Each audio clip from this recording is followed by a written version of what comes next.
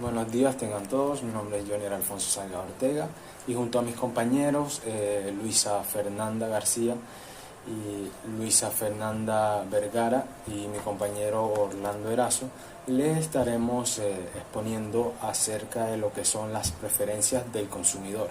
Bien, para empezar tenemos que decir en qué se basa o en qué consiste las preferencias. Y podemos decir que son los gustos que tiene una persona por los diversos bienes y productos, las cuales pueden variar de un individuo a otro. Prácticamente se basa en la conducta de cada persona que consume bienes y servicios que otorgan algún tipo de ganancia o satisfacción. Aquí también cabe aclarar algo que es fundamental y es la cesta de consumo. ¿Qué es la cesta de consumo? Pues esta consiste en una lista completa de bienes y servicios a que se refiere el problema de elección que estemos investigando. Básicamente son los productos y servicios a los que pretenden adquirir los consumidores en un determinado mercado. Si el consumidor prefiere una cesta a otra, esto significa que elegirá la que prefiere, obviamente, si tiene una posibilidad de hacerlo. Para saber si prefiere una cesta a otra, observamos cómo se comporta en situaciones en las que hay que elegir entre dos cestas. Si siempre elige, pongamos un ejemplo de manzanas, cuando existen en el mercado peras, es natural decir que obviamente prefiere manzanas a las peras. Si al consumidor le resulta indiferente elegir una a otra de las cestas de bienes y servicios, el símbolo que utilizaremos será que es como un guión y escribimos un ejemplo que al cliente le resulte indiferente adquirir manzanas o peras, sería manzanas, guiño o el símbolo peras. Esto significa que de acuerdo con sus propias preferencias, cualquiera de estas dos cestas o productos va a satisfacer igualmente al consumidor. Propiedades, axiomas o supuestos de las preferencias. Están basadas en la compatibilidad de las preferencias de todos los consumidores del mercado. Existen tres tipos de axiomas: completos, reflexivos y transitivos o de transitividad. Una ordenación de las preferencias es completa si permite al consumidor ordenar todas las combinaciones posibles de bienes y servicios.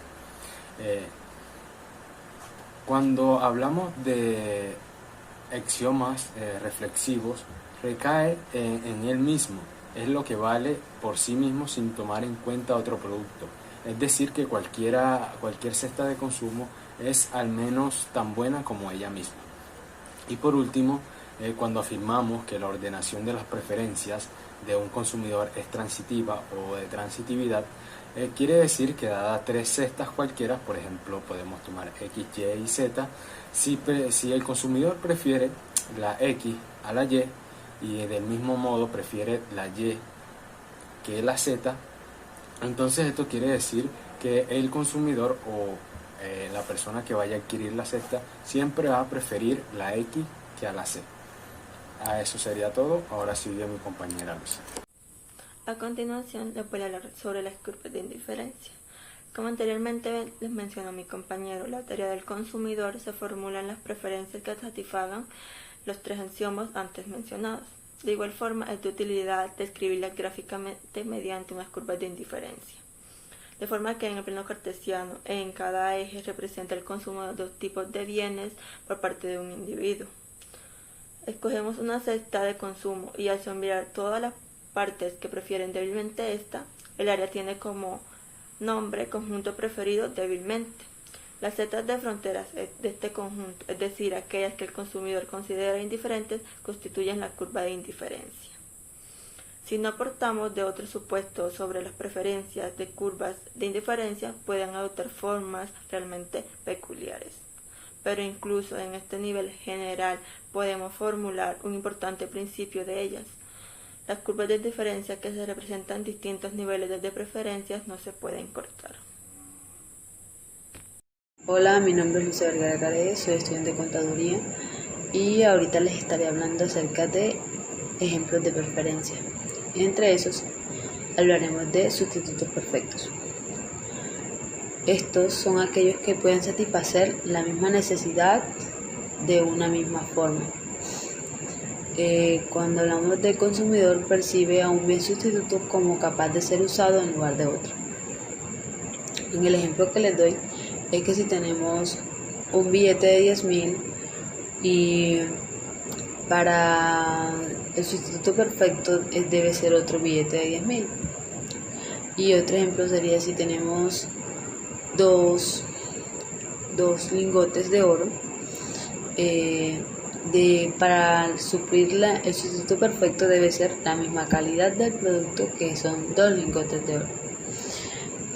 Cuando hablamos también de la funcionalidad de bienes sustitutos perfectos, esa función de utilidad de 2 o más sustitutos perfectos es una función creciente cuando la suma de la cantidad de los bienes,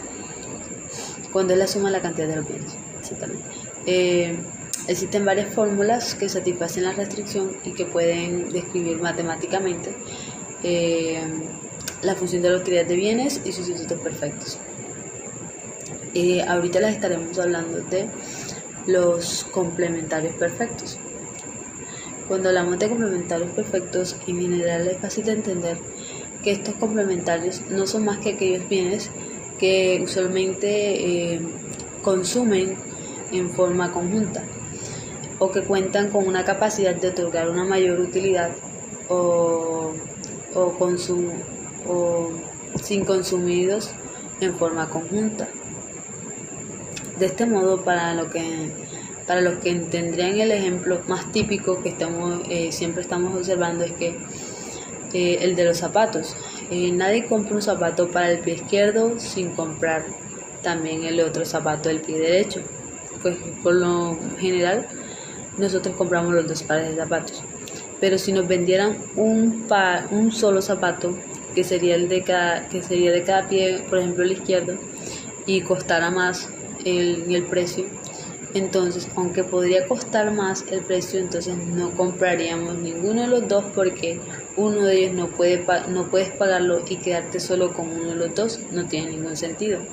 ¿En qué sentido les digo esto? Que por lo general debemos comprar los 2, que es de mayor importancia.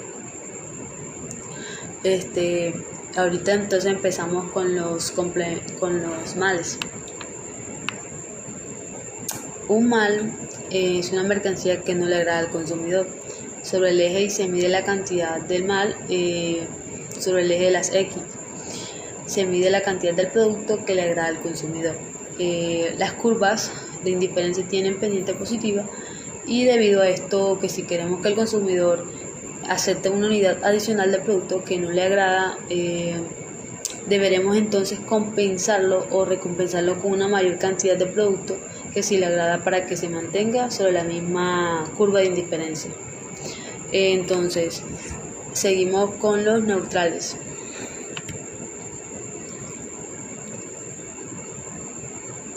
Cuando hablamos de neutral, es un producto o servicio que sigue siendo una necesidad constante sin importar cuánto ganen los consumidores. Por ejemplo, cuando hablamos de un papel higiénico, es un ejemplo. Los consumidores necesitan papel higiénico tanto si están desempleados como si ven un fondo fiduciario. Muy importante, si bien pueden variar la calidad de la respuesta en las presiones económicas, aún necesitaríamos comprar alguna forma de este bien neutral para satisfacer nuestras necesidades. Ahorita hablamos de saciedades. Pues para muchos es de mayor importancia también lo que es las saciedades. A veces es importante considerar que las curvas de diferencia del consumidor son como demuestra la figura 3.7, o sea, que nos vemos en el libro de Varian. En este caso, las curvas de diferencia tienen pendiente negativa cuando el consumidor tiene una cantidad demasiado pequeña o demasiado grande en ambos bienes, y una pendiente positiva cuando tienen demasiado uno de ellos, o también cuando tienen una cantidad demasiado grande en uno de los bienes. Esto se convierte mal, por lo que la reducción de consumo del bien malo lo aproxima a su punto máximo de felicidad. Un ejemplo es el punto de la saciedad, o punto de máxima felicidad y las curvas de indiferencia de este punto. También les estaré hablando acerca de los bienes discretos. En los bienes discretos estaremos hablando sobre aquellos que son los que se consumen en partes enteras. Por ejemplo, cuando aparatos electrónicos, automóviles, o sea, son aparatos que, o sea, de manera entera podemos hablar. Bueno, cuando queremos hablar de un bien discreto también es el consumo, es la elección del consumo de cada individuo. Están basados en los puntos exactos en los cuales la unidad se pueden consumir de las líneas pintadas indicadas en la recta que está ahí, que podemos estar mostrando, o usted se encarga de editarlo. También acerca de la decisión de poner un énfasis el carácter discreto, donde dependerá de cada caso. Si el consumidor solo elige más de una o dos unidades del bien durante el periodo analizado, puede ser importante el reconocimiento. Si elige entre 30 o 40 unidades, probablemente resultará preferiblemente concebirlo como un bien continuo. Bueno, en general, esto fue la información de todos, y así le doy el paso a mi compañero. Ahora hablaremos de algunos supuestos más generales sobre las preferencias y atenderemos a la forma de las correspondientes curvas de indiferencia. Estos supuestos no son los únicos posibles. En algunas situaciones quizás sea deseable utilizar otros. No obstante, consideraremos que son los rasgos que definen las curvas de indiferencia regulares. En primer lugar, suponemos que cuando más, mejor, es decir, que hablamos de bienes y no de males.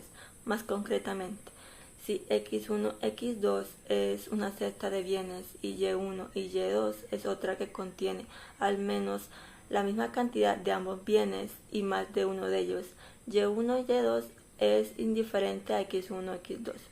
Este supuesto se denomina preferencias monótonas. ¿Qué significa este supuesto sobre las preferencias desde el punto de vista geométrico? Significa que el conjunto de cestas preferidas débilmente a la x1, x2 es un conjunto convexo, pues suponemos que y1, y2 y x1 y x2 son cestas indiferentes. Por último, tenemos que las extensiones de la convexidad en el supuesto de la convexidad estricta, que significa que la media ponderada de dos cestas indiferentes se prefieren estrictamente a las dos cestas extremas. Las preferencias convexas pueden tener segmentos rectilíneos, mientras que las estrictamente convexas deben tener curvas de indiferencias que son curvilíneas.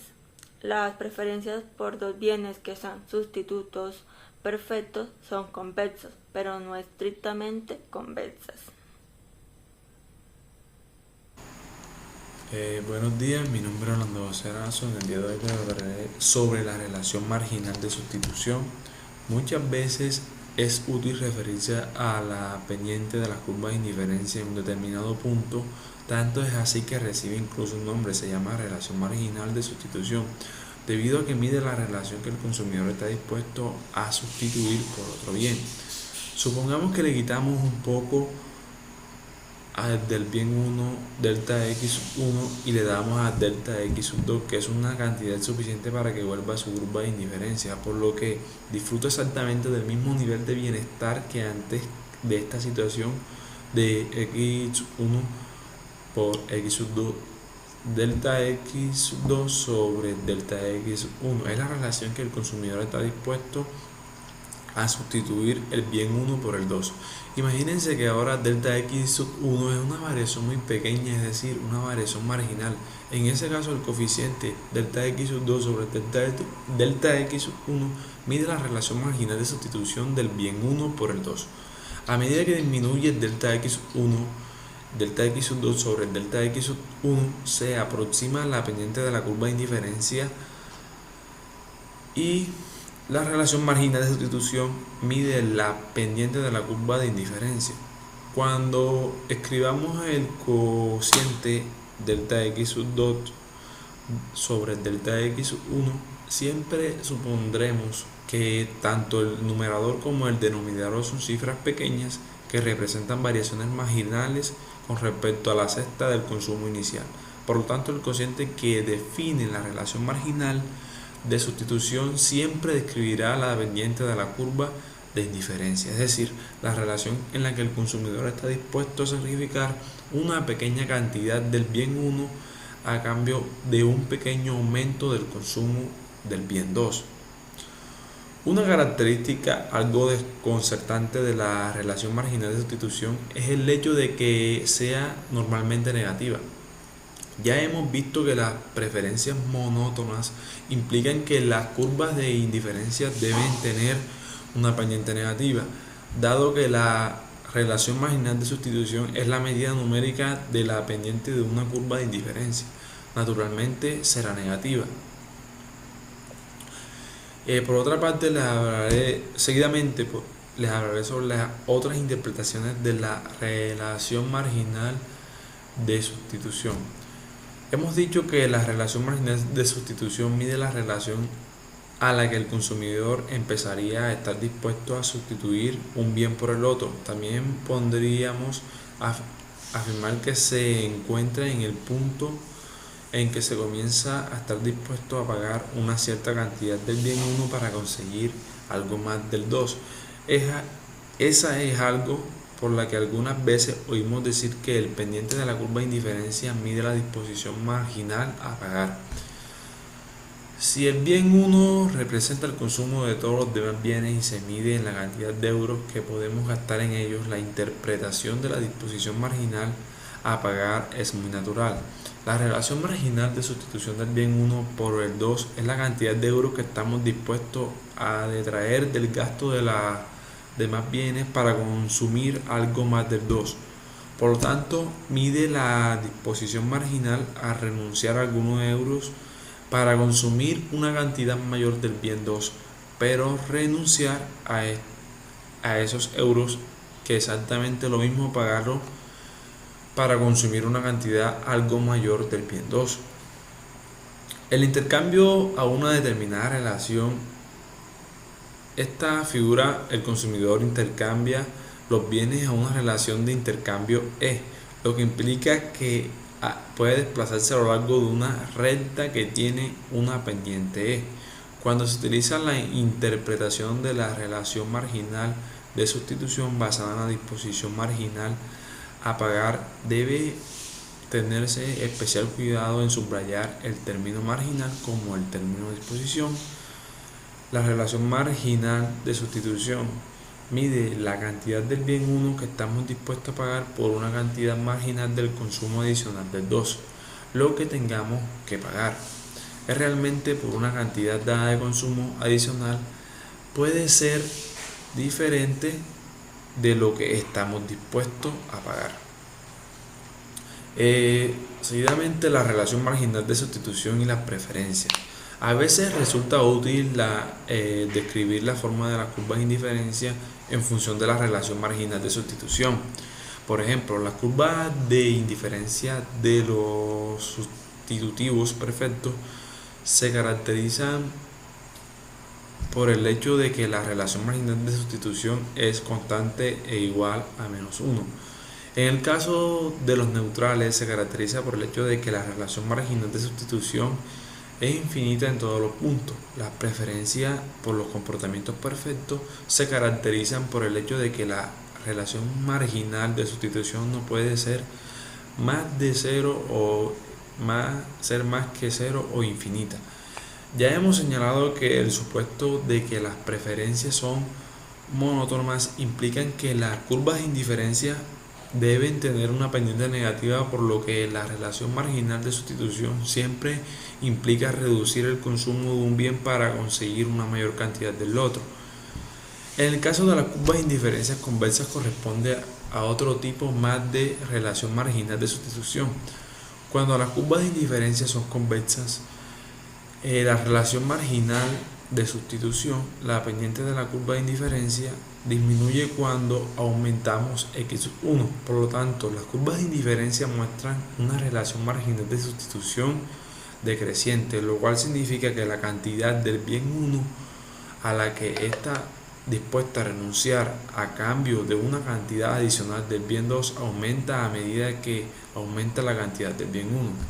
La convexidad de las curvas de indiferencia parece muy natural cuando se expresa de esta forma.